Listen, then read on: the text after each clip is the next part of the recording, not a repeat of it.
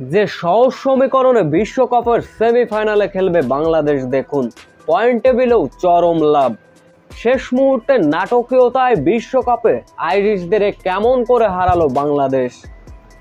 নারী টি-20 বিশ্বকাপের উদ্বোধনী ম্যাচে জয়ের লক্ষ্যে স্কটল্যান্ডের বিপক্ষে মাঠে নেমেছিল বাংলাদেশ। শুরুতে ব্যাটিং করতে নেমে স্কোরটা বড় করতে পারেনি বাংলাদেশ। 7 উইকেট হারিয়ে নির্ধারিত ওভার শেষে 120 রানের লক্ষ্য ছুড়ে দিয়েছিল তারা। তবে ছোট লক্ষ্য তাতে কি, বোলিংটা করলো বাংলাদেশ আঁটো-সাঁটো।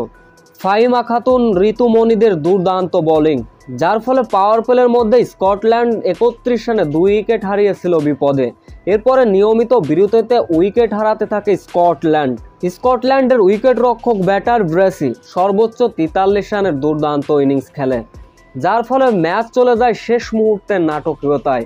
শেষ 12 বলে স্কটল্যান্ডের জয়ের জন্য প্রয়োজন ছিল 31 রান, হাতে ছিল 3 উইকেট। শেষ ওভারে আয়ারল্যান্ডের জয়ের জন্য প্রয়োজন ছিল 6 বলে 26, কিন্তু শেষ ওভারে মারুফার দুর্দান্ত বোলিং, যার ফলে বাংলাদেশের জয় 16 রানের। আয়ারল্যান্ড তাদের নির্ধারিত ওভারে 7 উইকেট হারিয়ে 103 রানের বেশি করতে পারেনি। এদিকে বাংলাদেশের এমন দুর্দান্ত জয়ের ফলে যে সমীকরণে সেমিফাইনালে খেলবে টাইগাররা।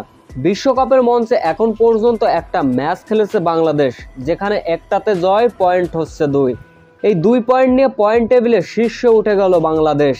পরবর্তী বাংলাদেশের যে 3টা খেলা আছে, সেইখান থেকে যদি একটাতে জয়, একটাতে ড্র করলেও কোনো সমস্যা নেই, তবে জয় পেলে তো খুবই ভালো কথা, যার ফলে রান রেটের হিসাব নিকাশে সেমিফাইনালে খেলবে বাংলাদেশ।